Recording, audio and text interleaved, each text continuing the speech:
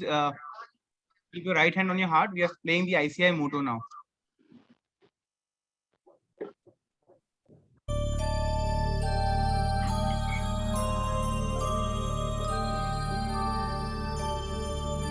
येष सुप्तेषु जागृति येष सुप्तेषु जागृति कामं कामं कामं कामपुरुषो पुरुषो निर्विमाणः निर्विमाणः तदेव शुक्रं तदेव शुक्रब्रह्मा तद्ब्रह्मा तदेवामृतमुच्यते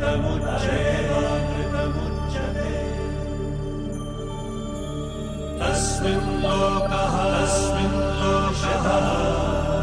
शतः सर्वे तदूनात्यपि कश्चन एतद्वैत एतद्वैत एतद्वैत एतद्वैत एतद्वैत एतद्वैत.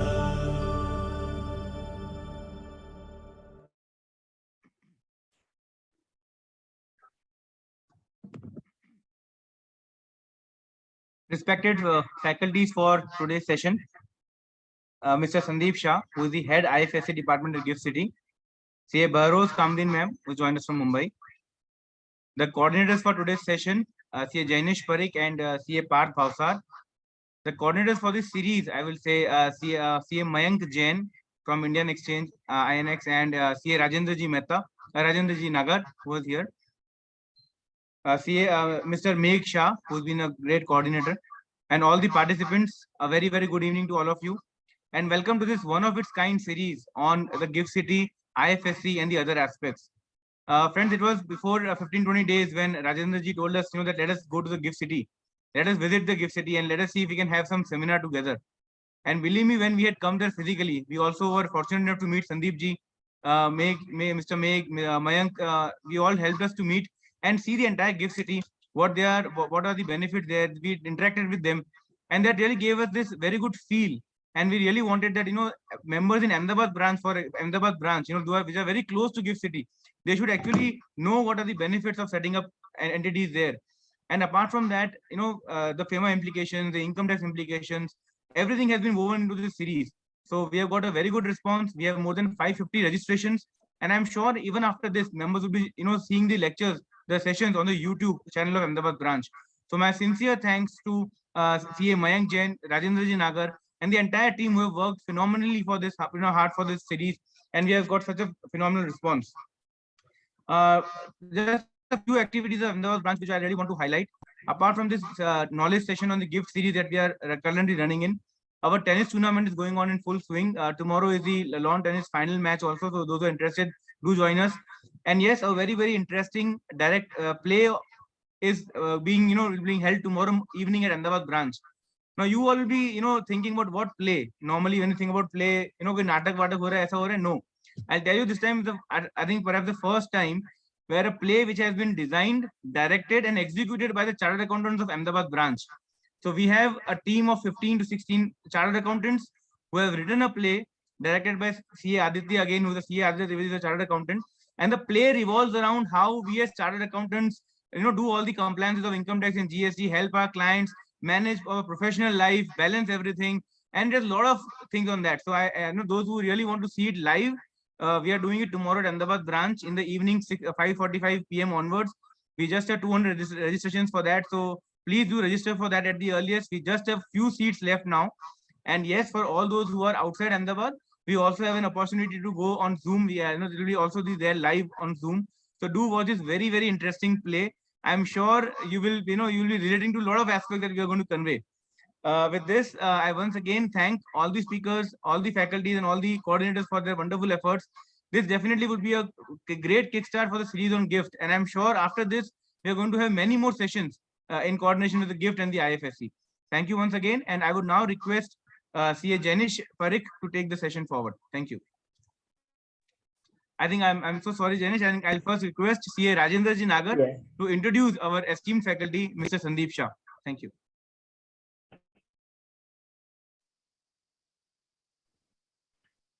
Thank you, Chairman, for the opportunity, and welcome to all the participants and coordinators for this great session spread over 4 days. And I hope it is going to give a lot of insights to the budding chartered accountants and the present chartered accountants to do something different in their lives.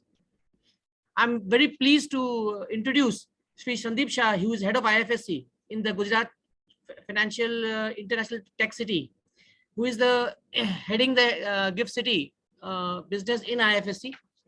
Now, Mr. Sandip Shah, head of IFSC is at Gujarat International Financial Tech City. He is the head, and he has over 11 years of professional experience in project development, policy matters, international finance services, regulations, and securities market. He is a bachelor in commerce and MBA in specialization in international finance. He has also done a diploma in foreign exchange and risk management, and he is a company secretary, intermediate from Institute of Company Secretaries of India. He has been involved with the beginning of IFSC in Gift City. He has been leading various initiatives with IFSC Authority, Ministry of Finance, RBI, SEBI, and IRDAI to develop and promote IFSC globally. He is also instrumental in preparing key regulatory proposals for IFSC institutions. Mr. Shah works closely with IFSC Authority for developing new lines of business, such as aircraft leasing, international bullion exchange, offshore fund management, etc. Currently, he is the head of IFSC department at Gift City and has been instrumental in bringing domestic and international finance institutions in Gift City. He has played a key role for signing cooperation with Gift City, with Bloomberg, Refinitiv, and educational institutes like Gujarat National Law University, Nirma University, ICFAI Business School, and National Institute of Financial Management. Mr. Shah has worked extensively in various committees formed by Ministry of Finance, Ministry of Commerce, Ministry of Civil Aviation in the areas of international financial services. Currently, Mr. Shah is a member of steering committee set up by the Ministry of Finance for promoting export of financial services in India. Mr. Shah is also a visiting faculty at the Institute of Commerce, Nirma University. He has previously worked with HSBC in the securities market vertical and National Security Depositories Limited, that is NSDL at Mumbai, between 2010 to 2015. He has, in his earlier assignment, worked for operationalizing India's first insurance repository. It's a very impressive biodata of a person who is trying to guide the entire business in IFSC. I welcome Shri Sandip Shah in this meeting. Thank you. Thank you, Rajendra ji. I think let us all have a virtual round of applause to welcome Sandip ji. Sir, we would definitely like to have your physical presence also. Just two announcements before we hand over to Sandip ji. I think since we have a lot of participants who are outside from, not from Ahmedabad, we are very happy to inform you all that this year Ahmedabad branch has won all the 4 awards: the best branch for members and best branch for students at national level and also at regional level. So this is perhaps the second time in the history of branch that we have won it, and thanks to all the members and students for their support. And this time on 26th of February, we are having our elections. So my appeal to all the members who have Ahmedabad branch, please do come out and vote. 26th of February on Saturday morning 8 to evening 6 o'clock. Do come and support. Thank you so much. Sandip ji, now over to you. Thank you, Harijji. It's my pleasure to be part of this event, and I'm very impressed with the number of participants today for this program. Today, I'll like to cover my entire presentation, basically, not just to give the perspective about what Gift City does and what are the activities happening today, but my objective today would be to ensure 3 things. One, the chartered accountants basically who are into the practice, how they can actually help their existing clients to help them to be a part of the IFSC financial services business ecosystem. Second, I'm sure many of the chartered accountants are already working with some or other companies. It may be into the financial services company, or it may be in the non-financial services companies. But there are a number of opportunities for even non-financial services companies also to to avail the financial services from the banking or some of the other ecosystem service providers from Gift City. And third, the chartered accountants who are looking to expand their business into the global financial services, international financial services, there are certain opportunities under which you can actually operate in the IFSC zone and provide services to the not only Gift clients, but also to the any other international clients. I'm sure most of you are from Ahmedabad, and you would have visited GIFT City, and if not, in Government of India is developing India's first international financial services center at GIFT. So if you've not visited yet, please come and visit, the International Financial Services Center. It is very important for a chartered accountant to understand and, track the developments happening in this segment. And eventually, I'm very much sure that many of you would have practice around the IFSC business area, considering some of the developments that we are targeting in this segment. I'll share my presentation. So I'll cover my presentation in two parts mainly. The first part, I would like to take this opportunity to give you a perspective in terms of the infrastructure facilities that GIFT City has created, because this is something very unique. Again, while we will discuss more from the regulatory, and I will not take chance to discuss more on the tax aspect. More than me, and I think Bahroze, my friend, cover in details in terms of the tax incentives available for the IFSC business. But let me take you through the some of the physical infrastructure facilities that GIFT City has created. So I'm sure you all know the GIFT City is located much closer to the Gandhinagar, and it's very much near from Ahmedabad International and Domestic Airport. It's a greenfield smart city project. So Government of Gujarat has identified around 886 acres of land under which the entire GIFT City is being developed. It's an integrated city development project. So apart from commercial, it also has a residential and the social facilities as a part of the overall ecosystem that we are creating. Idea is to provide walk to work concept to the people working here. And that's how, many residentials are also coming up within GIFT City. If you look at this master plan, it's divided into two parts mainly. The red boundary, which you see, that part is special economic zone. I'm sure all of you know about the SEZ concept in India. The special economic zone has been notified as International Financial Services Center by Ministry of Finance. So under the SEZ Act, there is a section called Section 18, which allows any state government to apply for the IFSC status, and that's how Government of Gujarat had applied, and this has been notified as the International Financial Services Center. The entire area of the GIFT City is around 886 acres, as I mentioned, and out of which 261 acres is the special economic zone. Remaining around 600 acres is the domestic zone. So when I say domestic zone, it means it is as good as having office or business in Ahmedabad or Mumbai or any other location in the country, which means it does not have any special regulation or tax incentives to operate in the domestic zone.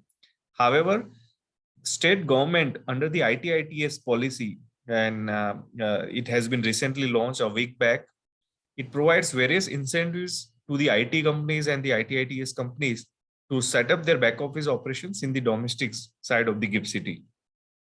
If you look at the master plan, it's overall divided into three parts: commercial, residential, and the social facilities.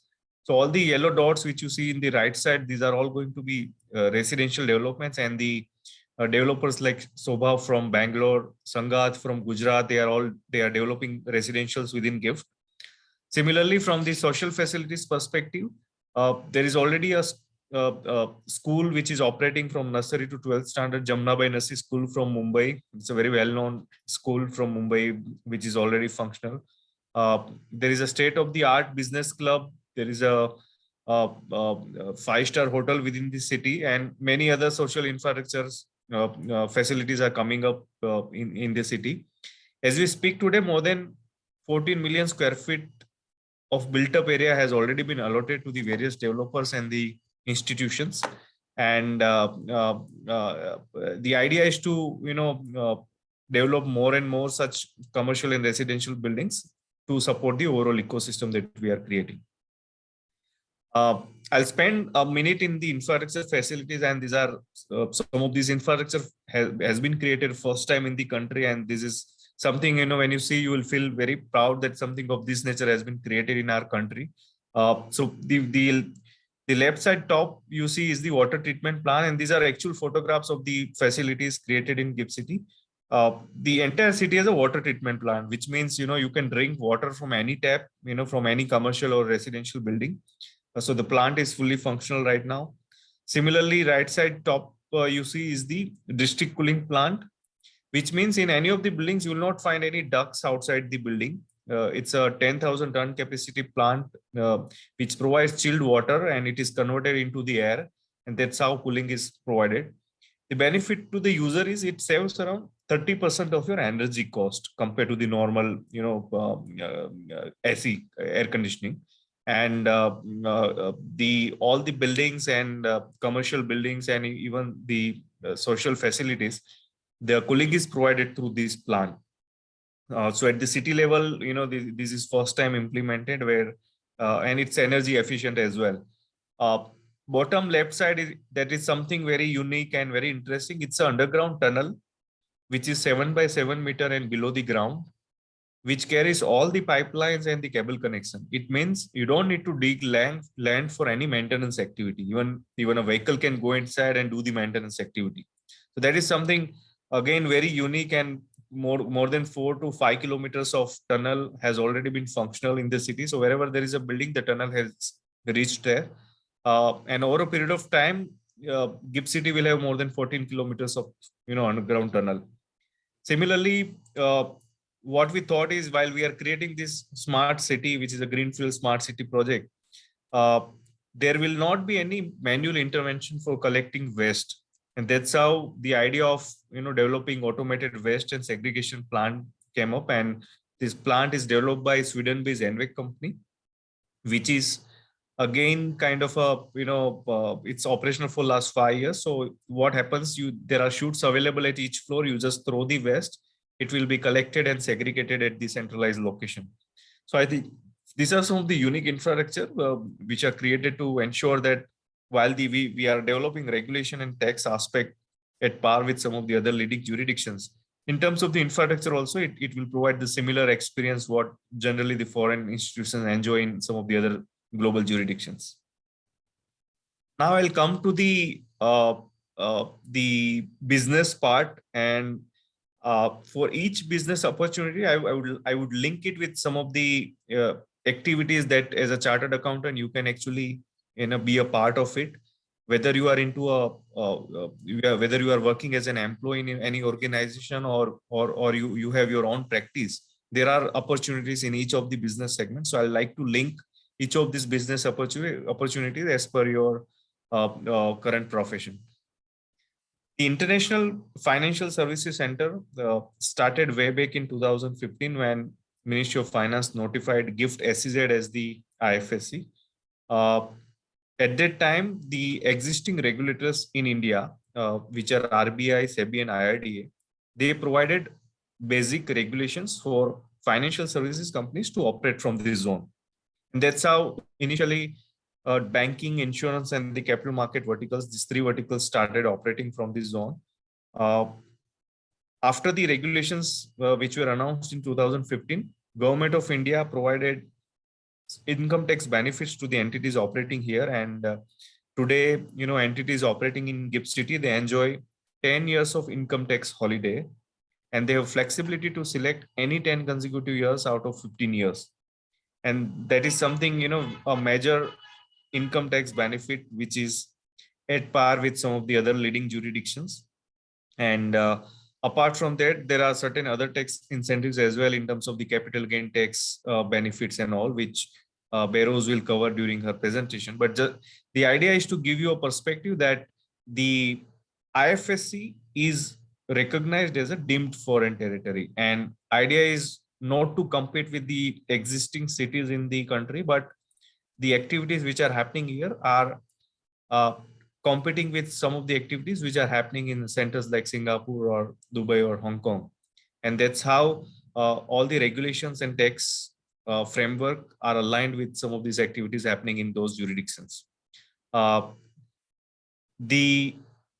are certain statistics which says that, India imports close to $50 billion of financial services from the other financial centers, and this number can go up to $125 billion.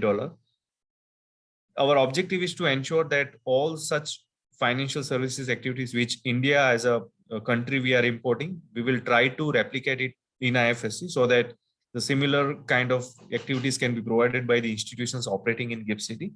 And ultimately, GIFT can become a global financial center where, apart from serving to the India's requirement of the international financial services, it can actually operate, I mean, serve to the global requirements as well. It can become in a true sense, a global financial center where the requirements of the other countries can also be served by the entities operating in GIFT City. So apart from banking, insurance, and capital market, I'll cover some of the new businesses that now we are also targeting. From the ecosystem perspective, as we speak today, there are 2 international exchanges already operating. Gujarat, and being a chartered accountant, I'm sure most of you would be, dealing in the capital market or the securities market. But the way, in India, there are stock exchanges set up by various institutions. The BSE and NSE, these two domestic exchanges, have set up the international exchanges in GIFT City with us, with a 100% subsidiary. The BSE's subsidiary is called India International Exchange, and NSE's exchange is called India NSE IFSC. These 2 international exchanges operate 22 hours a day, and they cover from Japan to US market basically. The average daily trading volume on these exchanges has been more than $14 billion a day, and the exchanges, have various products basically for the trading. Similarly, there are more than 19 banks already licensed today, and these banks are, different from the bank branches in Ahmedabad or Mumbai or any other location in India. These branches are recognized as offshore banking units. So the activities that they do from GIFT City is different from what they do in normal branches in India. These branches are as good as having their overseas branches in, say, Singapore or Dubai. And these banks have done close to more than $22 billion of business, and they have banking assets at today, in GIFT City branch. Along with the exchanges, there are more than 50 plus capital market intermediaries. And these numbers are very, very important for all of you to understand that the required ecosystem has already been established. And in case you are part of any of these, service provider, you can also think of evaluating the available business opportunities in IFSC. These capital market intermediaries have been operating and providing trading platform to the various foreign investors. There are more than 20 insurance companies, mainly into the reinsurance business. And along with that, and that is something very important as a chartered accountant, the ancillary service provider, the legal firms, accounting firms have already set up their presence, have set up their office here, and they are serving to the requirements of the IFSC and also for the requirements of the foreign investors. We will cover more in detail about, how as a chartered accountant you can be a part of the ancillary framework issued by the regulator. But I would like to mention one more point here. As I mentioned earlier, between 2015 to 19, the existing regulators in India, RBI, SEBI, and IRDA, they provided the regulations for various businesses to operate from GIFT City. What we realized that to promote the IFSC and to make it at par with other leading jurisdictions, it is important that the single window approval is provided, or the ease of operation is provided to the foreign investors. And that's how the idea of unified regulator came up. In 2020, Government of India passed the IFSC Authority Act 2019, and the IFSC authority is headquartered at GIFT City. This is the first time Gujarat has a central regulator headquartered in GIFT City.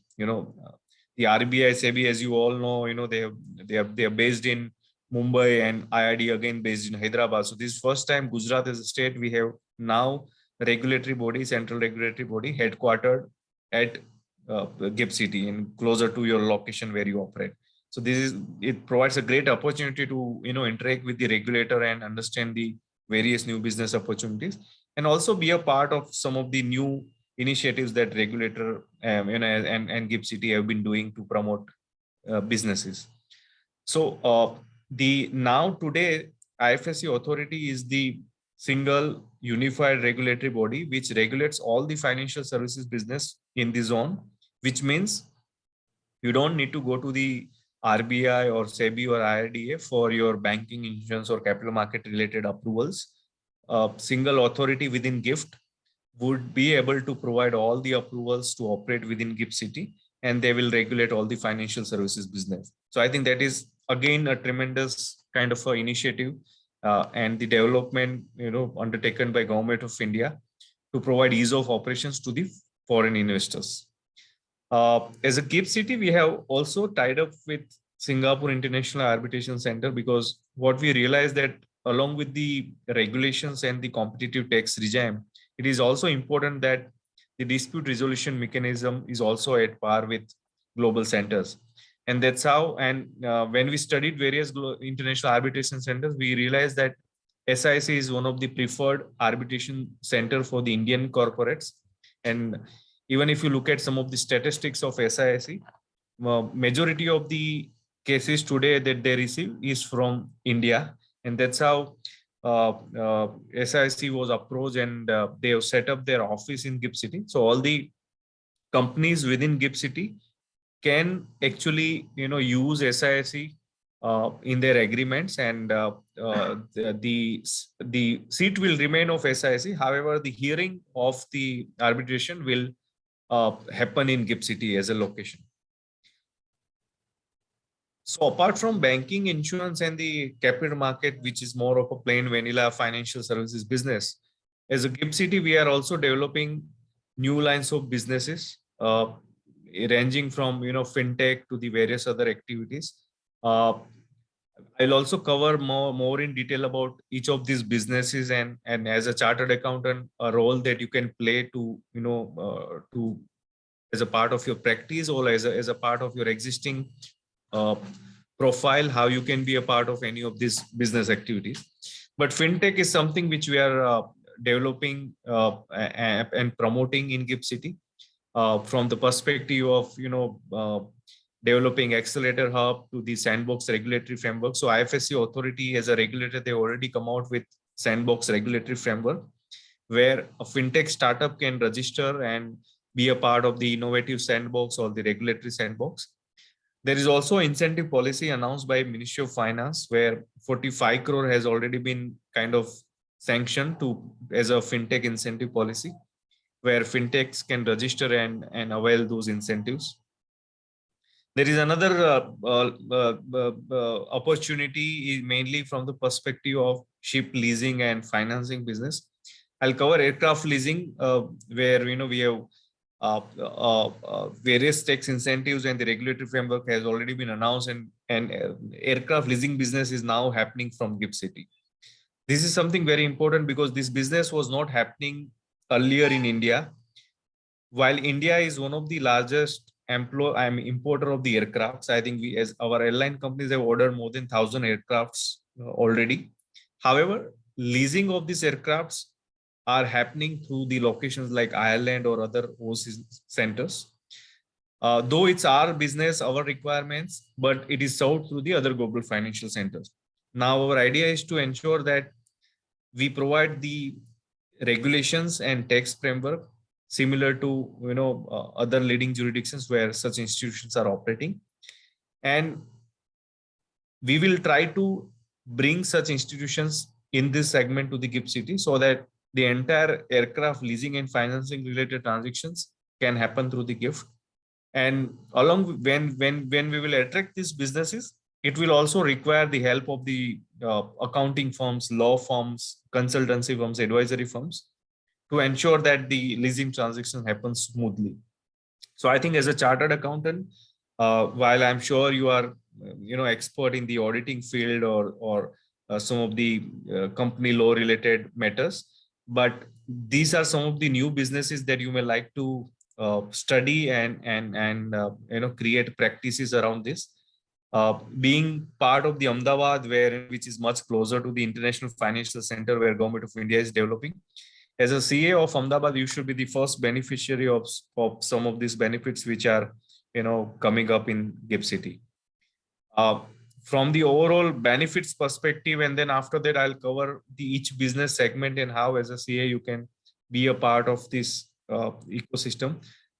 So from the business perspective, presence of a unified regulator, competitive tax regime, and the regulations play a very important role to attract the financial services institutions. Apart from those benefits, the Gujarat and the GIFT City provides kind of a lower cost of operations advantage, which generally some of the other leading centers may not have. It also provides kind of a high quality talent, and looking at the number of chartered accountants participated only from Ahmedabad chapter, I'm sure there is no scarcity of the available talent in this segment. The high standard of living basically, so as a GIFT City, we are promoting walk to work concept. So this and the kind of infrastructure that GIFT City has created, it will actually help some of the institutions to consider GIFT as their one of the business destination. Now let me cover some of the business opportunities and how you can be a part of some of these business opportunities.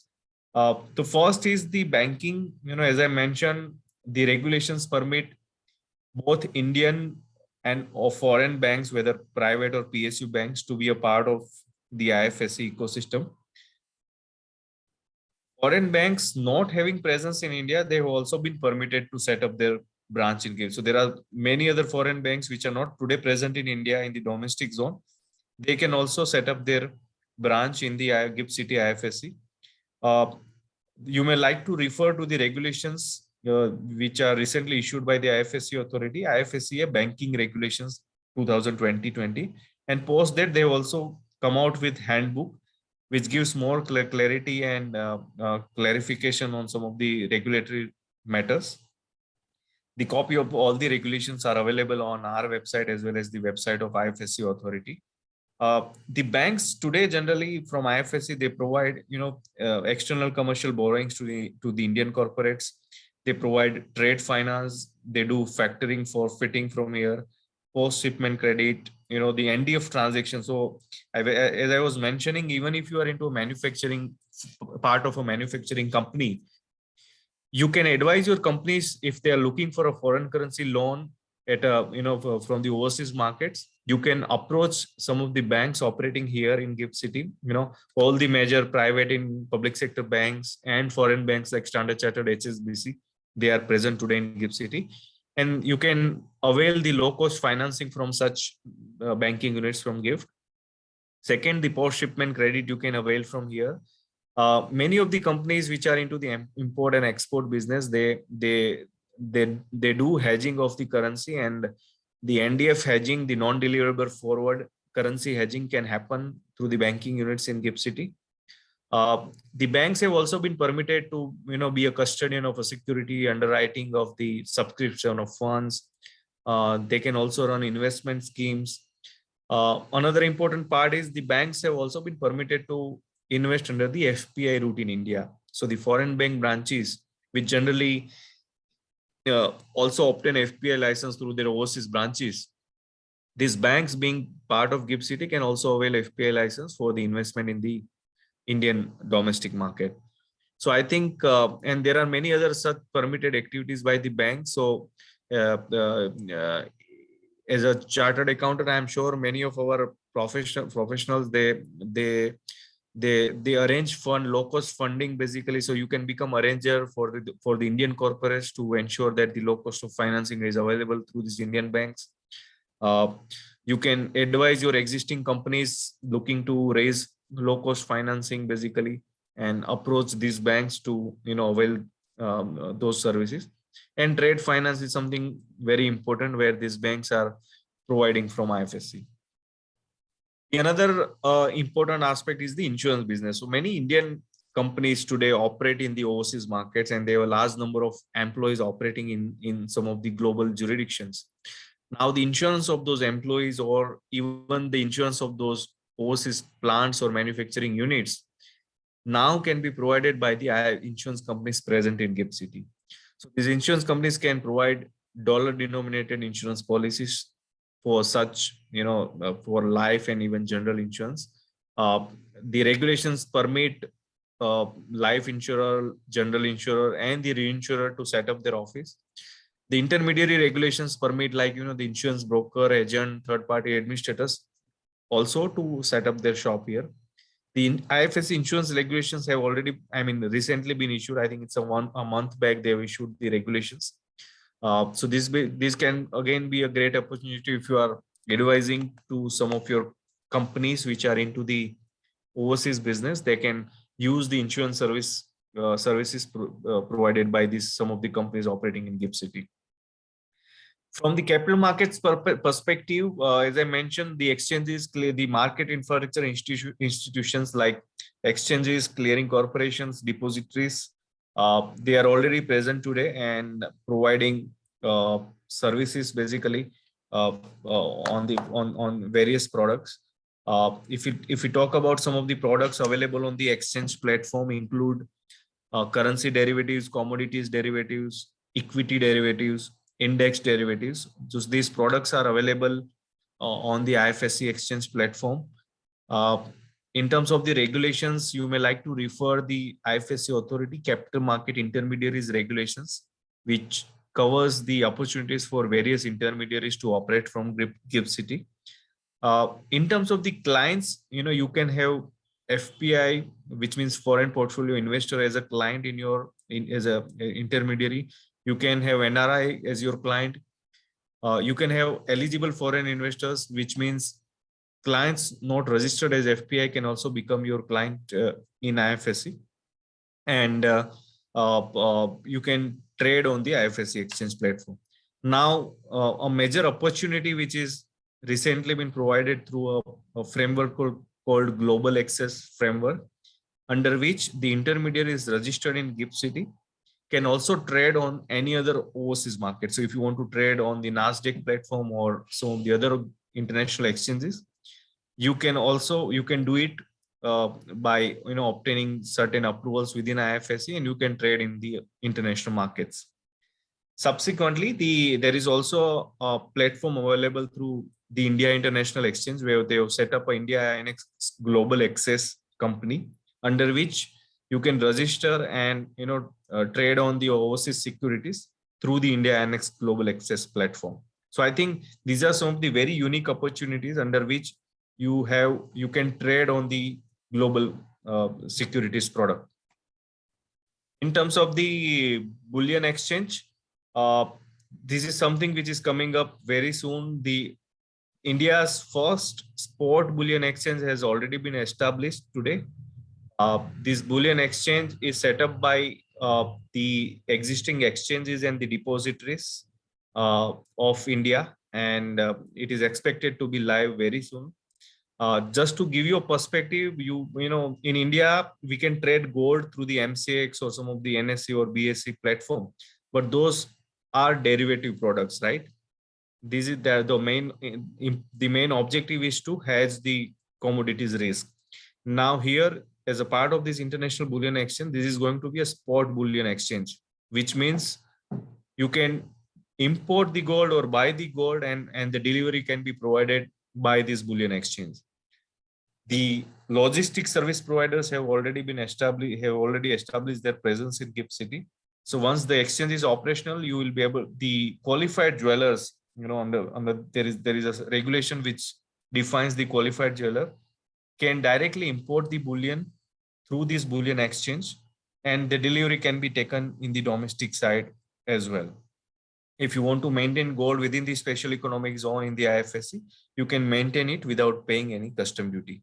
So this is something where Ahmedabad is a hub for bullion trading, and many of the jewelers and the traders would be interested to be a part of this ecosystem. You can get more details from the website of the regulator, as well as the India International Bullion Exchange, which is a company established to operate this exchange. So you may like to study more in detail. This is something mainly from the capital market perspective. As you all know, even India-centric funds, which is generally known as alternative investment funds, are established in overseas jurisdictions, mainly in Mauritius or Singapore, and they raise money from the foreign investors and invest back in India. Now, the GIFT's IFSC regulations permit such alternate investment funds to set up their base in IFSC. These funds generally require two sets of entity. One is the fund, which is generally set up under the trust structure, and the second is a manager entity, which manages the fund. Now, both these entities will be registered at GIFT City. The fund will raise money from the foreign investors. And again, these foreign investors can be FPI, it can be NRI, or it can be any foreign individual. Once the fund is raised in a fund in GIFT City, this fund can be invested anywhere in the world, or again, anywhere in India as well. So you can invest in India under the FPI route. You can invest this fund in the any other overseas markets without any restrictions. And the good part is, all the categories, category 1, 2, and 3 have been permitted to set up in a GIFT.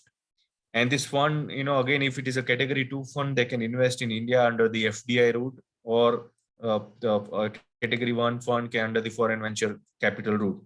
So I think the flexibility has been provided to the fund here. The another important aspect to note here is the IFSC authority has come out with the draft regulation on the fund management business. It is available on the website of the regulator. It's available for the public comments right now. So as a CA professional, if you want to study the draft regulation, you can go and study. And if you have any comments on those regulations, you can actually submit those comments. The regulator will review those comments basically. So I think we are trying to make our fund regulations at par with some of the other leading jurisdictions, and we are very much sure that this will open up various opportunities for the chartered accountants, because ultimately it's about fund management, right? And I'm sure many of you would be interested into the equity analysis or the portfolio management kind of activities.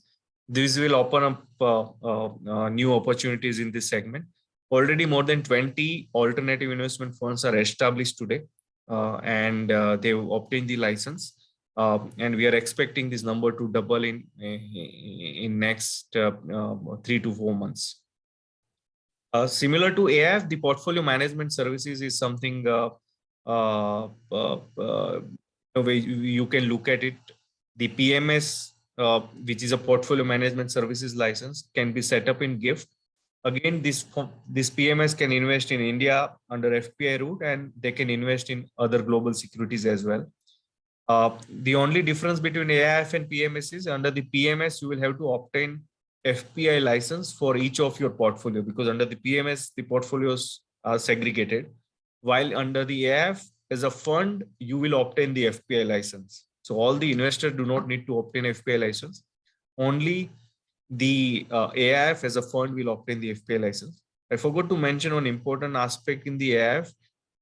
The investors investing in the AIF have been exempted from obtaining permanent account number, the income tax ID, and they are also exempted to file the income tax return. While this may sound, it will reduce your business, but at the same time, it will open up new opportunities to attack such funds here, where investors would be more comfortable to deal in jurisdictions where there is a ease of access and ease of operations to do the business as well as to make the investment. So I think this is helping us, and we are able to get many foreign investors under this new regime. Similar to AIF and PMS, you can also become an investment advisor, where you can advise foreign investors for the securities in India or for the overseas securities. The benefit of doing all these businesses, the investment advisor enjoys the 10 years of income tax holiday when you set up your business in GIFT. That is, in the capital market business perspective, you can look at this opportunity. Another businesses that we are targeting is on the global in-house centers. Global in-house centers are basically financial services firm, foreign financial services firms, regulated with overseas regulated. And these entities generally set up their subsidiary companies to serve their overseas subsidiaries and overseas branches. I'll give you an example like Bank of America, which is the first entity which has set up GIC in GIFT City, which means a subsidiary company has been set up. And this subsidiary company provides or manages the back-end operations of the Bank of America overseas subsidiary and the branches. So entire high-end financial, it is related to the trade finance or the even related to the technology operations. All such activities are today, happening now through the GIFT City. So GICs will be regulated and licensed by the IFSC authority under the IFSC GIC regulations. And these are basically employment generating activities. So Bank of America today has hired more than 2,000 people for such activities. And we are expecting many such foreign banks to come and operate here to serve to their global offices. Finance company, this is similar to what NBFC today in India, we have regulations. However, the finance company in a GIFT City IFSC have been permitted to carry out various activities, apart from lending and borrowing. So even a non-core activities are permitted, like merchant banking. The finance company can become a share transfer agent. It can provide trustee services. It can become a distributor of a mutual fund or insurance products. It's a very broad framework. But the major opportunity I can see here is because there are a lot of capital market intermediaries present today in GIFT. They are in need of a margin funding kind of a product. So as an NBFC, you can advise the existing NBFCs in India to set up a subsidiary company or a branch and provide such margin funding kind of services to the capital market intermediaries present here. And apart from the lending activities, they can also provide many other non-core activities as well. As a finance company, you can also become a trading member basically of international exchange. So that is also possible. So it's a very broad framework and very unique in terms of the nature of activities permitted. You may like to study more in detail about the activities permitted under this framework. This is something very important for the large corporates in India.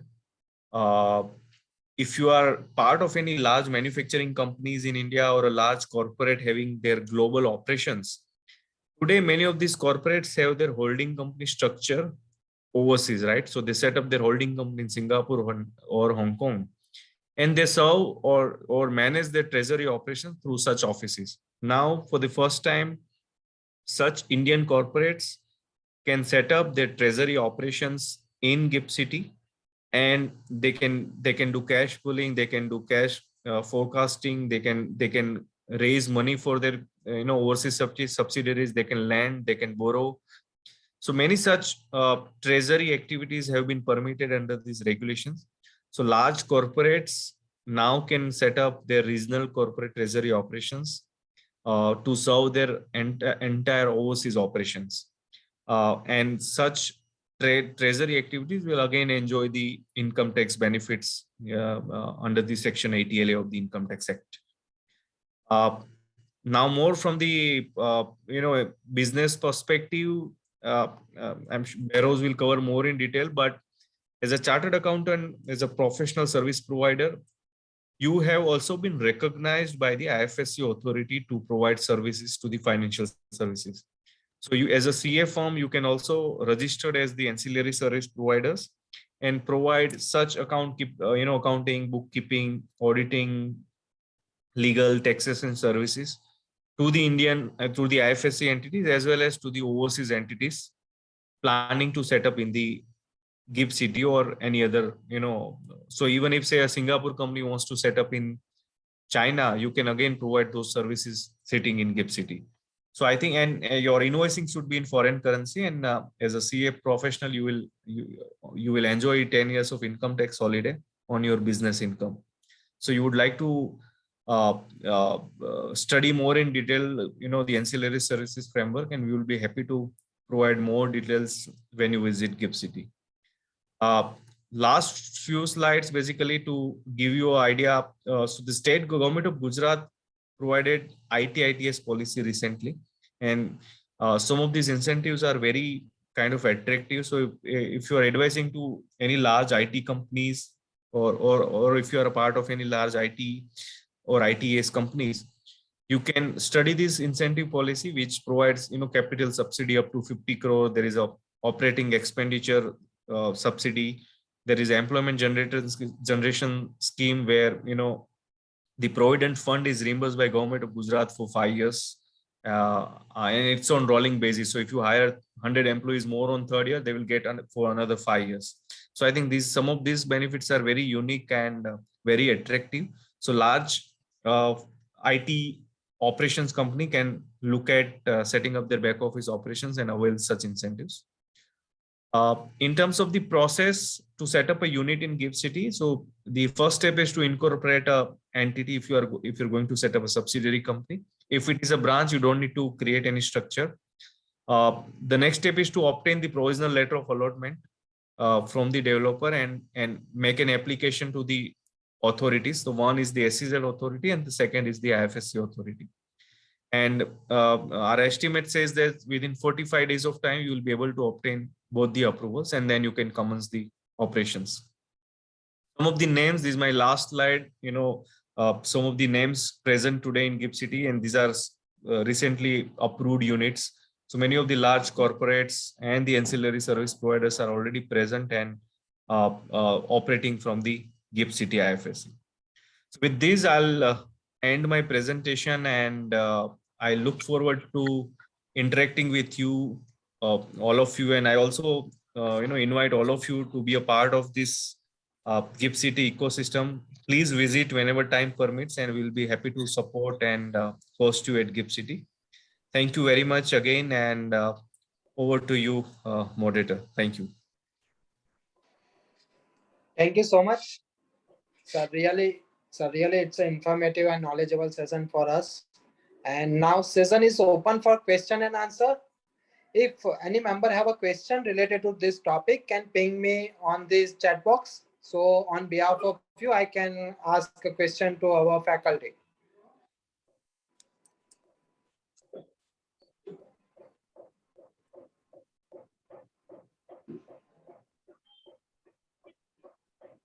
Sir, Sandip sir. Yeah. One question from Darshan Patel about the GIFT City. To whom one has to meet at GIFT City to know about more information related to the city. What I'll do, I'll drop my email ID here, and Hariji also has my email ID, so you can share our contact details, and we will facilitate the connect in GIFT City. Yeah, okay. And one more question is from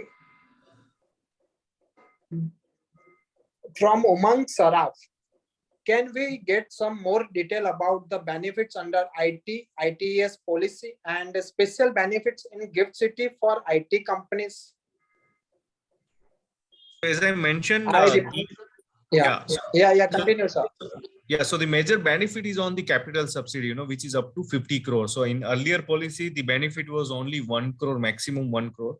So now this benefit has been extended to 50 crore, which means you buy an asset, and the 25% of that asset value of that will be reimbursed by government of Gujarat. The more details can be downloaded from the website of government of Gujarat, which is Department of Science and Technology, DST. So you can visit their website and download that entire policy.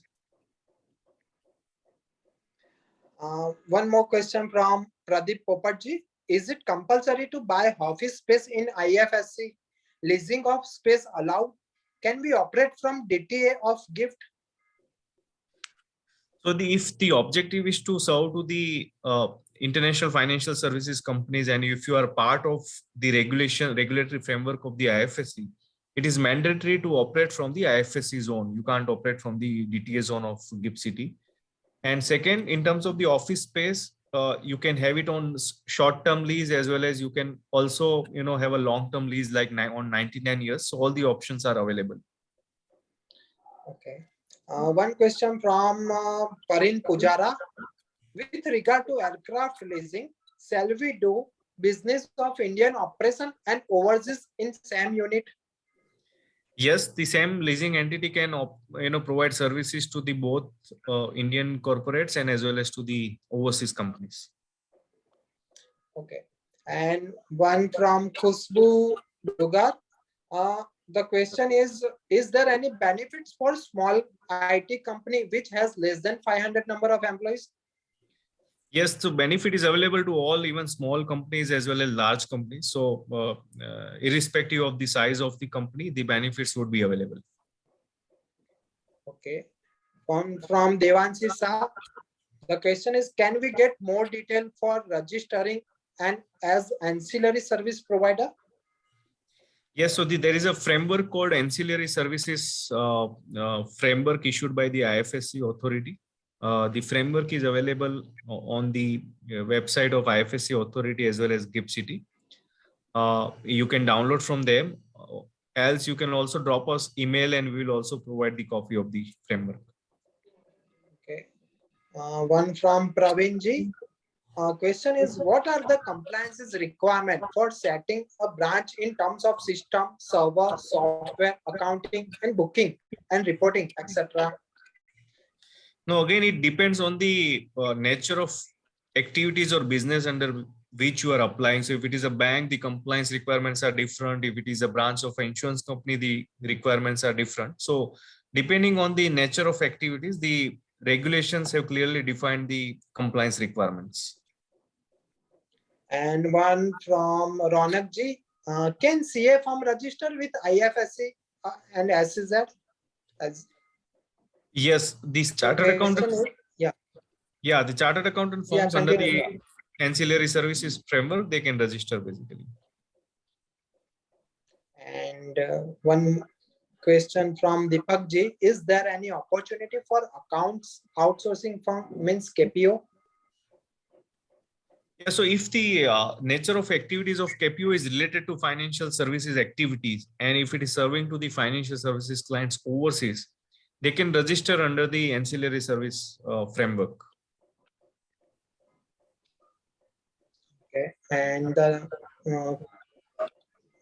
question from Mahendra Ji. Is bullion exchange active? Means right now, is any bullion exchange right now active in GIFT City? No, see, the bullion exchange as an entity has already been established. However, the formal inauguration of the exchange is awaited. So the exchange would be operational very soon. And one from Umang Sarabji related to professional service. Can advocate firm providing the service to foreign clients also avail benefits by setting up office in GIFT City, and what kinds of benefits are available to them? Yes, even audio cut firms or the legal firms can also set up under the ancillary services framework, and they will enjoy the in 10 years of income tax holiday available under the Section 80 LA. And the last question from our side: can person in DTA trade through IFSC exchange? No, so resident Indians under the LRS have been permitted to trade on the IFSC exchange platform. So the $250,000 limit, which is available to any resident Indians, can be used to trade on the IFSC exchange platform. However, as we speak, the IFSC exchanges have only derivative products. As soon as there are investment products like depository receipts or ETFs, even the resident Indians would be able to trade on the IFSC exchange platform. Sir, here we have more than 50 questions for you, but we all know we have a limited time and we'll have to also another session. So we will keep the question for a while. And thank you for having me, and thank you for having you. And it's an honor to us. It's a really informative session and knowledgeable, and really it's very helpful for us because you already shared so much information related to the GIFT City and the compliances as well. So thanks a lot. No, thank you. It's my pleasure to be a part of this event today. But this is not the end of the session. I look forward to interacting with you on a Yes. regular basis. Please do Yeah, visit we have Dept, and we'll be happy to provide all the support. Thank Thank you you. so much, sir. Okay. We have a hello. Yeah, Parth, you're audible. Yeah, we have another faculty, Mrs. Bahroze Kamdin. Mrs. Bahroze Kamdin is a chartered accountant with over 27 years of experience. She is a partner with Deloitte Haskins and Sells LLP. She provides tax and regulatory advisory and compliance service with focus on financial service and technology sector. So now second session is open for open for all, and I hand over to the session to our faculty, precious faculty. Thank you. Welcome, Thank you, ma'am. Parth. Hello. Welcome, ma'am. Thanks, Parth. Thanks, Harit. And thank you to Mayank and the Ahmedabad Regional Council. It's a pleasure. Good evening, friends, to be here. And actually, after hearing Sandip Shah, I think he's covered everything onto it. And so my presentation is going to be very little. And it will be good to discuss and get ideas from each of us. So I think when we discuss as chartered accountants, we get many ideas from it. And that's how we can really take it forward and make representations to the government to see how it can best be suited for CAs. So though I'm going to start sharing my presentation, we look forward to questions coming from you, and we try and address as much as I can. Otherwise, we'll give it to Sandip to address. So I will just give me 2 minutes and I'll share my screen. Can you all can you view the presentation? Yes, ma'am. Okay. So I think the Ahmedabad branch is doing very good by having the special series on the first global fintech hub that we are going to come up in GIFT IFSC. And opportunities for chartered accountant, when it's fintech and finance is there, CAs have to be there. I mean, there can be no better person than a chartered accountant when it comes to finance. And of course, even technology for that matter. How do you move this? Sorry, just a second. So IFSC opportunities, I think Sandip has spoken extensively on what opportunities are there and why it is. I had the privilege to meet Mr. Percy Mystery, who actually came out with a report on IFSC in 2007. The report is 7-8. I met him much later in 12, 13 or sometime later. And if you look at it, if any chartered accountant wants to start practicing or wants to look at opportunities, they should read up this report. It's available at the Ministry of External Affairs website. I think it's available. You should read this report because it covers in depth as to what our IFSC is, what are different types of IFSC in the world, what are the activities that they're looking at.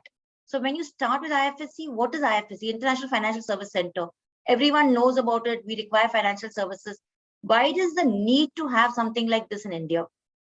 And Sandeep did mention that we are importers of financial services. We are also exporters of financial services. A lot of activity which should be done within India is presently being done in, say, Singapore, Dubai, London, New York. And even for the globe, if we look at it, India is a big market. We should not forget we have huge population in India. Our hinterland, our economy is doing very well. We are growing, fastest growing economy. So from that perspective, if you look at it, IFSC should have been there. And the whole report speaks of Mumbai. We really lost out of it and Gujarat took it on. I can tell you credit to Mr. Modi ji. As a chief minister, he visualized something which we couldn't really take on. And he saw to it that, it's a best opportunity for India to start. And he started off in Ahmedabad. And from those years, from 15 onwards, it's been growing. So now if you look at the numbers which Sandip has shared, it's grown tremendously. So clearly there is advantage of having an IFSC in India. And also because of our hinterland, so the way it is, it's a phased manner. There's IFSC, which is New York, #1 in case of IFSCs. You have UK, which are global IFSCs. They cater to the world as such. Then you have regional, like Singapore or Hong Kong, which caters to regions.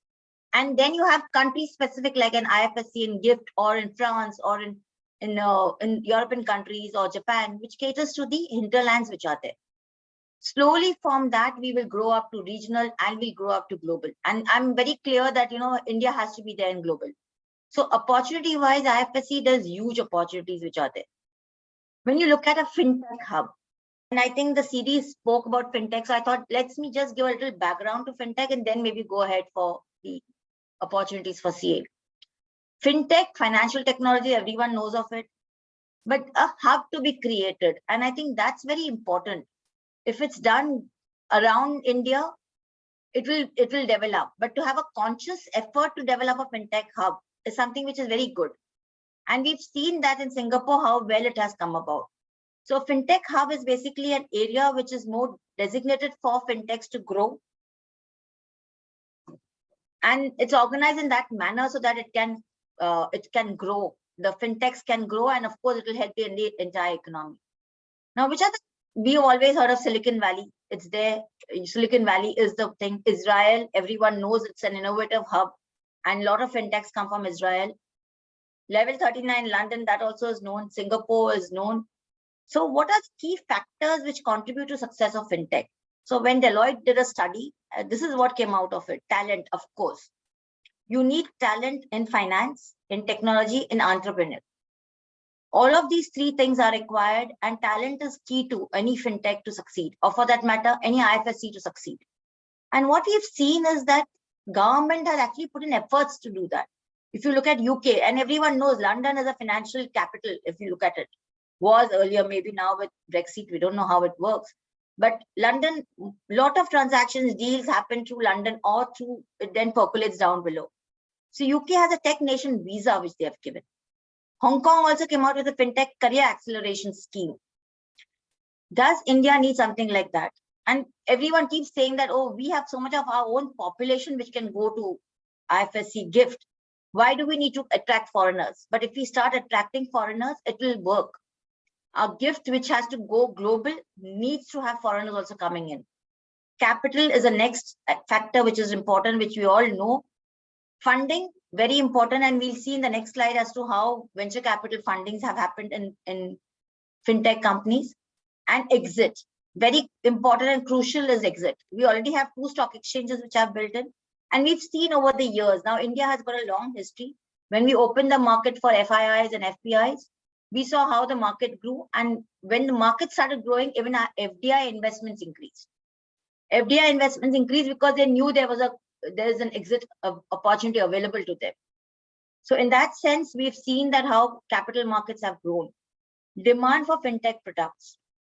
Fintech products, the key for any fintech hub to do is there should be demand for it. And we know India now is doing very well, not only within IFSC, but outside of it. And Israel is the thing which comes to mind every time when we look at it.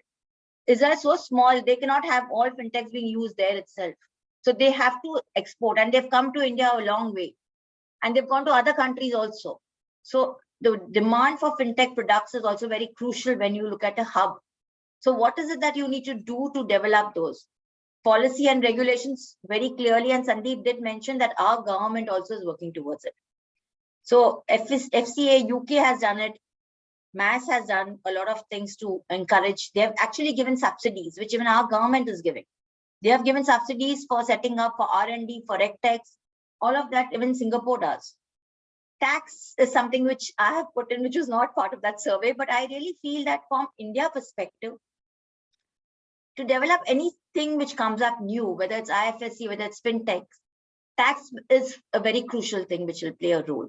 Of course, government has given many benefits. If you look at a GST, if you look at tax holidays which are there, a lot of exemptions to non-residents have been given over time in this period which is coming, no doubt about it. But there's still a few nuances which are remaining. When you look at individual taxation, why, if they're looking at a fund management industry to be set up in IFSC, why would a fund manager move from Hong Kong or Singapore and come, or Dubai and come to IFSC? The tax rates in Hong Kong, Singapore are very less as compared to, so individual is going to go tax out.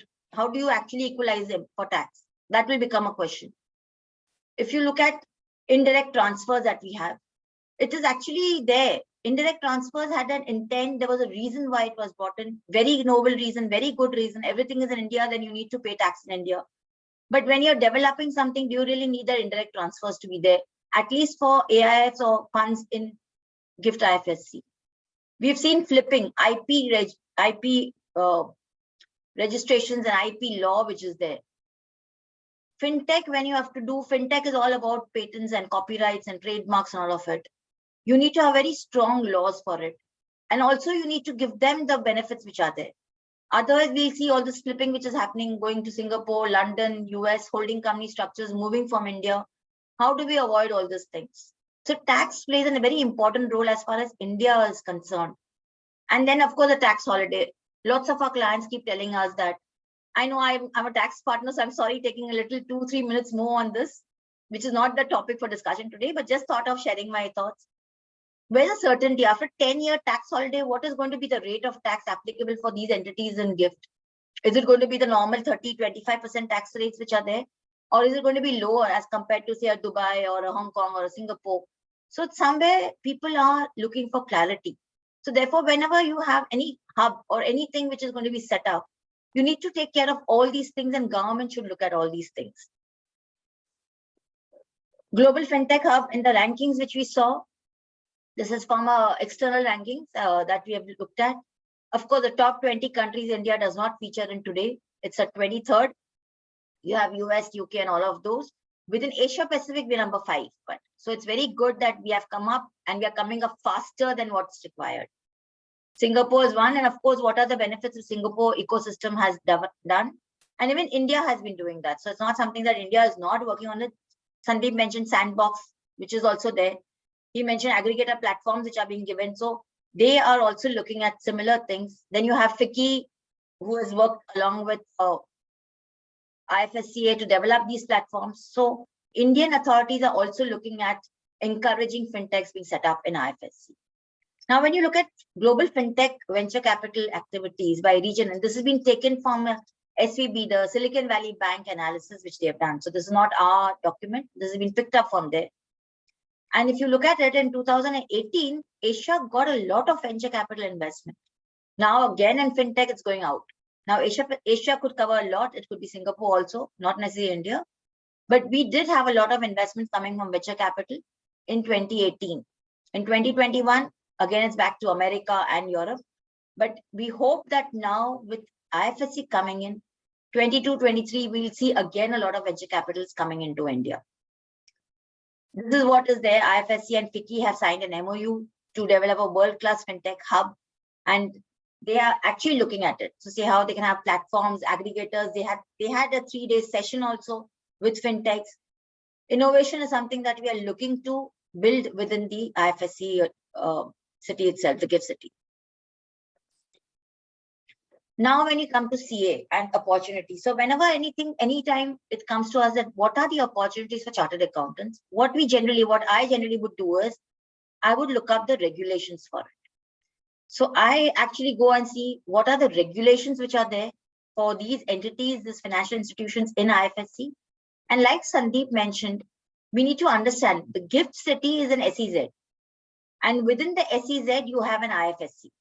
So you have Ahmedabad, you have DTA, domestic tariff areas, which are there outside. Then you have SEZ, and you have within SEZ an IFSC. And IFSC is basically financial services. So you need to look at the IFSC Act to say, what are types of financial services that can be done within the IFSC? So when he mentioned that CAs can also do work there, you can register as ancillary. You need to keep in mind that if you want to register as ancillary services within the IFSC, your service should be within the financial services definition, which is there. So you need to fit yourself within that to say, how do you fit within those financial services? Are you providing services to financial services entities in IFSC or outside of IFSC, abroad also? How do you come into it? So that is very crucial. So we just looked at the financial products, which is mentioned by this. And these are some of the financial services which are covered with the IFSC Act. And that's very crucial to go and read up. So please do read up on the IFSC Act before launching into IFSC itself. But there are huge potential for it. Now, the ancillary service providers on IFSC. He did mention that these are the ancillary services. And why did this come to mind? So if you look at it, when this came about, ancillary service came about, what came to mind was if I'm setting up a fund in, say, GIFT IFSC. Generally, we've looked at it in Mauritius, Singapore, you have a fund administrator, you have a fund manager, you have companies which provide corporate secretarial services, companies which do bookkeeping, companies which do accounting. So it was so very essential that we also have something as an ancillary services within this whole setup, which will provide services to main companies. So a banking company you set up, and of course it will do banking business. But what happens to the other services which are required for banking or insurance, or for that matter, any other financial services? So therefore, I think IFSCA understood, and they have actually done it very well to bring out this concept of ancillary services. There's a whole framework which has been laid out.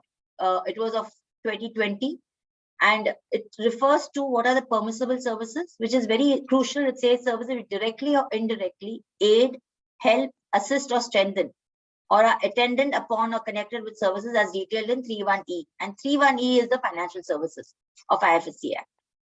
Legal services you can do, compliance and secretarial services, accounting and auditing, bookkeeping, taxation. Of course, tax is something which is close to my heart, but yes, we'll have another speaker speaking on the tax benefits.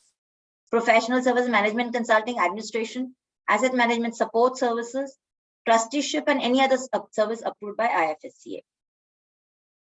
So now we have broken this up into 3-4 categories of what we think a CA can do. But of course, I look at your feedbacks and your inputs, because I think y'all are on ground doing these services, and y'all will be able to contribute more to it. Statutory audit. Naturally, if you're doing statutory audit of entities which are in IFSC, which are financial services, then of course, whatever income I earn should also be taken as ancillary for that, and it should be allowed. So why is it crucial to come within the financial services? Because of 80LA deduction also. 80LA deduction restricts its deduction for financial services companies as approved by IFSCA. And therefore, this needs, if you want a tax holiday, 10-year tax holiday, then you need to fit yourself within this thing, providing services in connection with financial services entities and services and sectors and products. Internal audit and assurance services other than what is mandated by statute. Bookkeeping services, of course, vendor payments. We've seen small companies when they set up, they don't have any sort of a CFO function or anything. So a lot of things can be done outsourced and can be done by CAs. Bookkeeping, we always have been doing. Vendor payments, we can do withholding taxes on vendor payments, payroll services, CFO services, preparing the balance sheets, discussing with auditors, all of it can be done. IFRS services, these entities in the GIFT IFSC may be drawing up their accounts in the IFRS. So all requirements which are there for IFRS, ECL, valuations, all of that will come into play. So IFRS services will become crucial when we're doing accounting for all these entities. And of course, you can also provide these services to financial institutions which are outside of IFSC, if you wish to get the benefit. Tax services, direct tax, tax compliances, advisory, litigation. Keep in mind one thing very clearly, entities in IFSC are resident as per tax purposes. So that thing has to be very clearly understood. Whatever units are set up in IFSC, IFSC is within India for income tax. Those entities are tax resident of India, unless you're a branch of a non-resident. And secondly, only under FEMA it is considered as non-resident. So we need to keep in mind non-resident under FEMA and resident under tax, and then look at our services that we can provide. So it's very crucial. Indirect tax services, you have all these filings that need to be done with STP, SEZ filings that are required. Indirect tax can play a very important role in that. Transfer pricing services. The units which have been set up over there will need to carry out transfer pricing along with domestic units also, because it will come under transfer pricing. You're claiming a deduction. This is covered under transfer pricing. So they will require transfer pricing. So transfer pricing study, which is there, is required. You need to have the form 3CBs filed. All of that will be required. And of course, setup of a new IFSC. We can assist, chartered accountants can assist companies in setting up IFSCs, working, from start to end, setting up of the company, getting all the approvals which are required and handing over to the company to them. So this is something that you can do. Set up of obtaining regulatory approvals, ongoing assistance, regulatory compliance which are there, filings, periodic reportings, And company law also has given exemptions. So you need to also look at company law. A lot of exemptions have been given to entities in IFSC, not only tax, direct tax, GSTs, stamp duty. You have company law also, you have subsidies which are given by government, state government. You need to look at all of that to advise your clients as to what benefits the clients will get it. Controls. I mean, your company, your entity is going to be dealing with non-residents. You need to still have controls in place. So you could actually be advising them on the risk advisory part of it, controls perspective, how you put in controls, how do you have your red flags for AML, KYC perspectives, the entire framework, you need to be there. And there was a question whether you need to have servers and all that. The regulations provide for what are the requirements which are there, but we need to provide substance in that jurisdiction. You can't be non-substance. We're not looking at non-substance entities in IFSC. So you will need to have all your controls also put in along with your systems and servers. Forensic audit, fraud detections, checks and controls, whatever is there in India will go to those jurisdictions, all the more. All the more because you're going to be liaising with non-residents outside of India. Consulting services, business strategy, and this is something which keeps coming up. What is the business that I can do for my IFSC? A lot of study, research has to go into it.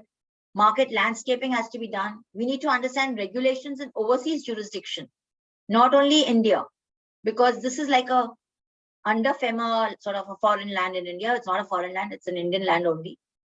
But you need to understand business strategy is something which keeps coming up. So all of the chartered accountants who do strategy consulting, this is an area which is very key, and they look to innovation, look to see which products can be brought in. What is it can be done from IFSC with the non-residents? Valuation, of course, it's most important and required in this. Disaster management.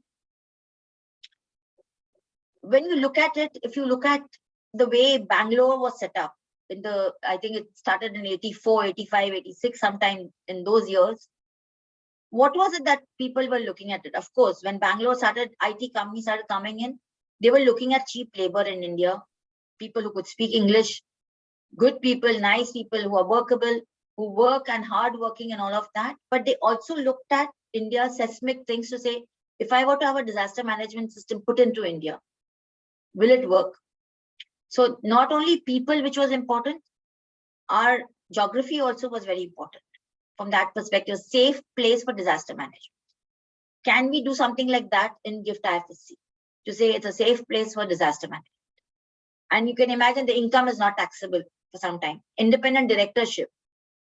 This is very crucial because there's so many entities coming up in GIFT, and everywhere you require to be independent directors. So chartered accountants can look at this area also. Arbitration, like you mentioned, it's coming up. You have a seat of the Singapore arbitration going to be in GIFT IFSC.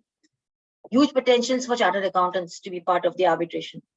Unless I don't know whether under regulations there's something which restricts us, please look at the institute regulations also before we start doing this. What a CA can do, what a consulting firm can do, please look at all of that and then look into this. This is just generic information given, but you need to look at the institute guidelines also on it. Global transfer pricing centers. And like we saw captives coming to India for doing work. You had the BPO first, the back office, the voice BPOs which came in, then you had the KPOs, the knowledge BPOs which came in. You have the R&D centers which have come in. Can we have something like global transfer pricing center? Set up for the financial institution in GIFT IFSC who provide services to global on transfer pricing. And because now there's so much more to be done, and this is something which is very, we've seen financials do it in India. Can you have it in GIFT IFSC? Administration services, which is in line with the fund administrators. So this is what I was referring to in, like, you have fund administrators in Mauritius, Singapore.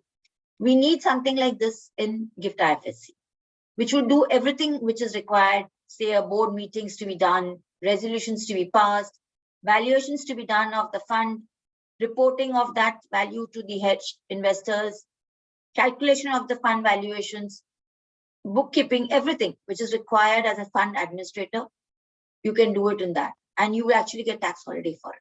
So you really don't have to go to Mauritius to do it. You could do it sitting here. And you could do it for the Mauritius funds also. I think that's very important. If you set up something like this in IFSC, you could provide services to overseas funds also from IFSC. And that's very crucial to do it. Reporting, investor reporting, winding up, liquidations, all of that services which administrator provides outside of India. This is just sort of ad hoc, which we have experienced. You can look at it more in detail to see other fund administrators in, say, Dubai or Cyprus and see how they have been doing it. But this is what we've actually seen. The calculations which have been done, you know, the holding company, directorship of those holding companies, all of that comes in. Trade finance related services, and I think chartered accountants always work along with trade finance. We assist in getting loans, funding, all of that work, whatever we've been doing in India can be done from IFSC. And we'll be doing that service to a financial services company. So our income is going to be tax-free. And generally, when you look at it, it's not only lending and loan syndications, even forfeiting. It's very much there in IFSC. So that is something which you can work along with your clients, help your clients get bank guarantees, your export, import, finance, whatever services you're providing to clients in India for trade-related finances, you can do it from IFSC. Wealth management activities, and this is something which we've always been seeing, that a lot of people set up their structures outside of, in tax havens, which now anyway is going to be maybe slowly get redundant. Hopefully tax havens should go away, and we don't wish IFSC to become another tax haven. So clearly not that. But of course, is there somewhere where you can plan estate planning, which can be done? Investments can be done from IFSC. You look at all of that, accounting and tax for those things which are set up over there, family offices which can be set up in IFSC. This is something which many CAs are doing it, and this is something that can be looked at. Social security benefits, very important to be seen.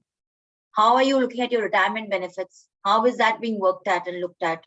Something that you can look at whether it can be fitted within the IFSC structures. And in-house centers, Sandip has already mentioned about it. The requirement, what I understand, what the vision is, it's going to be huge number of employees that will be required. So there's a huge potential for chartered accountants to be working in the global in-house centers, which will be set up over there. Taxation benefit I'm not covering because it's going to be taken up in another session. Just to highlight here that a CA, when you set up over there, can be eligible for tax holiday if you fit within the definition of financial services and your ancillary services are in connection with financial service. Other than that, everything else, I think another speaker will do it during the session. So that's it from me. And I would be happy to take any questions which are there. Thank you. Over to you, Harit.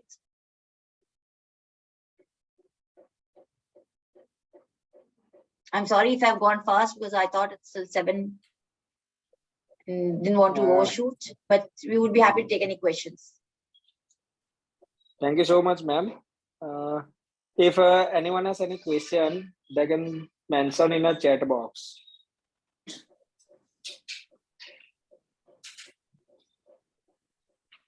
Ma'am, Nilesh has one question.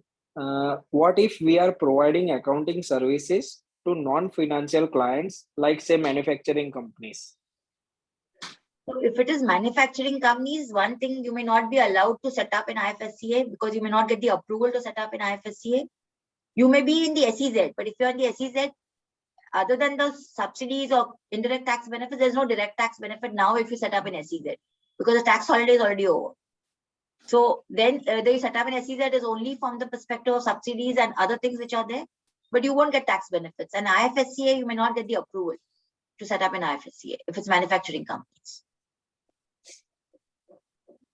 Have I responded to? Yeah. Yes, ma'am. There is one more question. As a CA, can we cater clients in a IFSC as well as in DTA? Generally, if you look at SEZ rules allows you to cater to SEZ entities and DTA, but IFSC is within that SEZ, a special sort of a zone which needs you to cater to only financial services clients. So if you cater to DTA, they may not allow you to function, but you need to discuss this with the IFSC authorities when you're taking the approval. If they allow some percentages, maybe it can work, but presently what we understand is you need to cater to only the IFSCA entities or overseas financial services entities. not to DTA financial services entities. Presently, it's not available. But if Sandip is there and he wants to add further, I'm not sure Sandip if is there, or we can check with Sandip later also. But presently, I don't think it's available. Okay, one more question, ma'am. Can we set up accounting outsourcing service company providing services to overseas clients? Yes, of course. Like I said, you can set up that. Only thing is the restriction is if it's going to be part of IFSCA, then it has to be overseas financial services clients. It has to come within that financial services definition, which we were given earlier in that IFSC Act. So if you want to be part of, and why you want to be part of IFSCA is, of course, you will get some exemptions in some subsidies which are there, but you get tax holiday. So if you want a tax holiday and you want to set up an IFSCA, then your service should be revolving around the financial services part of it. Okay, one question from Nikunj ma'am. Whether transfer pricing services to NRI in IFSC is covered? Yes, it is covered, but NRI, how would you say it's financial services? Now that I think is very unique. Maybe we can take this as a point to IFSCA and give to say that, allow us to do it. But I have no answer to this right now, because NRI, how would you say that they are into financial services? Unless you can make a case for it and take it to gift.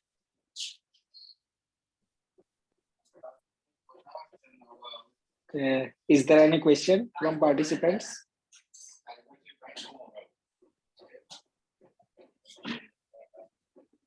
It is mandatory to register with IFSC. So one question has come. Parag, Yeah. you want to read the question? No, ma'am. If you have read, and no issue. So the question from Parag Dave is, it is mandatory to register with IFSC to provide audit services to clients in IFSC. See, why would I not register? You have to understand from that. Government is giving me benefits. If I register, I only get the benefit of. So why would I not register in IFSC? If I'm going to provide audit services to clients in IFSC, I would really register because my income tax benefit I'm getting, 10-year tax holiday, I'm getting GST benefits, I'm getting subsidies, I'm getting other exemptions which are there. So why would I not do it? So that's a call which you need to do. You have to do a cost benefit analysis. Once you do your cost benefit analysis, then you can start doing it. But there is clearly an advantage of being there if you have this thing.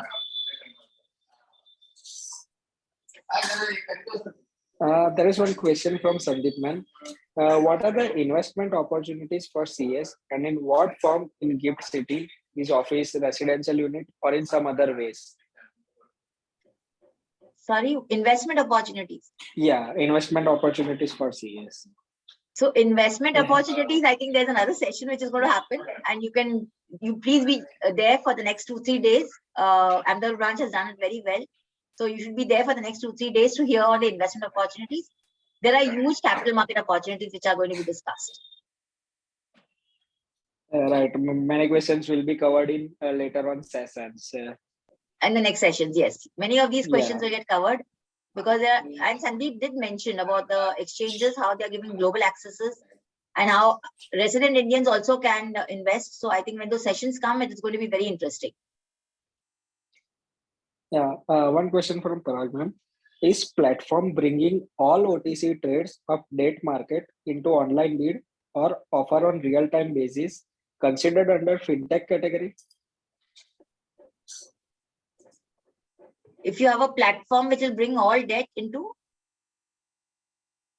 If your platform bringing all OTC trades of debt market into online bid. You should discuss this with the regulator. You should discuss this. It is technology and it's finance because it's to do with capital markets. So of course it should be fintech. You should discuss this with them.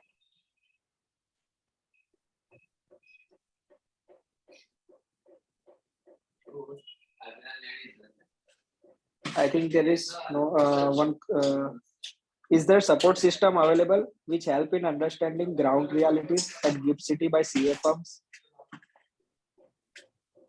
By CA firm. So you want a support system by CA firm? I can tell you something. If you look up the IFSCA website and if you look up the GIFT website, Gift City website, they have everything put up over there. Literally, I mean, I've not seen a website so good because they are actually looking at development. So if you look at development and you see all these things, everything you will find on those websites. So regulations are there. How you need to go about doing it is there. And it's very, very well explainable websites which is there. And of course, if you have any other questions, you can always write.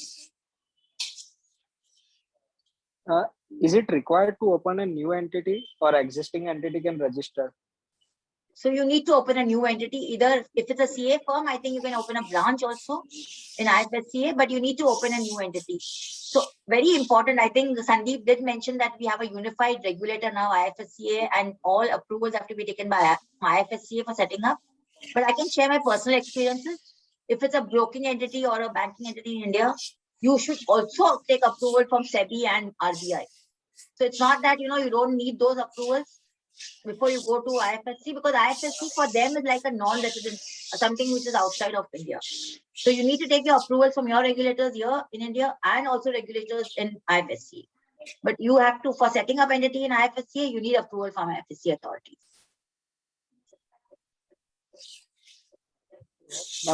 One more question from GST perspective, that we have one local CA office in DTA and we provide goods or services to entity located in Gift City. Should our goods or service enjoy benefit that is provided to supply to SEZ? Yes, I understand. Yes, though I'm not an expert on GST, but yes, it's taken as an export of services and you should get the benefit. They have given a lot of benefits and tax, and I think that will come discussed later, but lots of benefits have been given. And there's some subsidies also which have been given. I think that is somewhere where CAs can actually help their clients get those subsidies, can help their clients get the refund of GST if you have transactions from DTA to IFSC, help your clients get your GST refunds also. So there are a lot of opportunities for chartered accountants. How many CA firms are already registered? I don't have the full list, but what I think what Sandip's presentation had was something either 50 or 20. Not necessarily CA firms, ancillary service providers. So I don't have that information on how many CA firms are already there. Entity in IFSC is considered non-resident from FEMA perspective. Can surplus or profits from operation of IFSC unit be freely utilized to invest in India or domestic area? No. So they have given conditions. Some entities can invest, like an AIF can, but you need to register as an FPI. Other than AIF, they have not yet brought in this that you can invest in India's domestic area, like an insurance company or a bank cannot. They will have to then, a bank can lend. So not investment in shares, but you can do lending to India, but not otherwise. So every entity is restrictive. You will have to see. AIFs can do it. AIFs have been permitted to invest into India. But a CA firm, if you have CA firm over there, I don't think a CA firm can start investing into India. So CA firm, whether they'll allow us to be registered as an FPI and then make investments into India is something that needs to be checked. A very good point. I think we should bring up all these points with Sandip. If a CA firm in Gift City provides service to entity in Ahmedabad, whether it is considered as export of service? How export of service? You're a CA firm in Gift City within the SEZ. I'm thinking not IFSCA. From SEZ to DTA, whatever you do should continue. There's nothing new. SEZs have been there in India throughout. So if you are set up in an SEZ, whether you can provide service to a DTA, this I think within some percentages you can.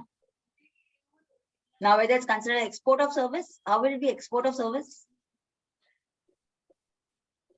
Maybe.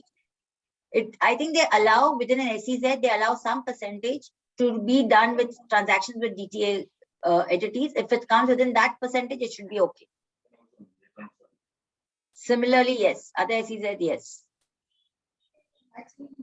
From one SEZ, see, you will have to understand SEZ and IFSC is within the SEZ a more restrictive part of it. And IFSC mainly people set up for the tax holidays and the other holidays that you get. So you need to be very clear, and that can be only with financial services.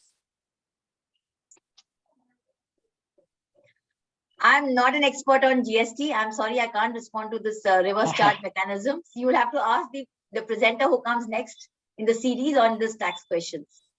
If you have direct tax questions, I will, maybe I should not address that also. But if you have something direct tax, I can look at it. But indirect tax is not my forte. So I think no more questions from member. So thank you so much, ma'am. On behalf of Ahmedabad branch, I heartily thank you for sharing your vast knowledge and experience with all of us. Thank you so much. Thank you. Thank you. Namaste. We look forward to Namaste, more ma'am. such interactions. And आप ये थोड़ा questions you gather and we'll take it to Sandip. Some of them were very good. Sure, we will plan something like that. That we will take a panel discussion on various Q&A. Okay. We Thank can you. do something like that. Okay. Sure. Thank you, ma'am. Thank you. Thank you so much.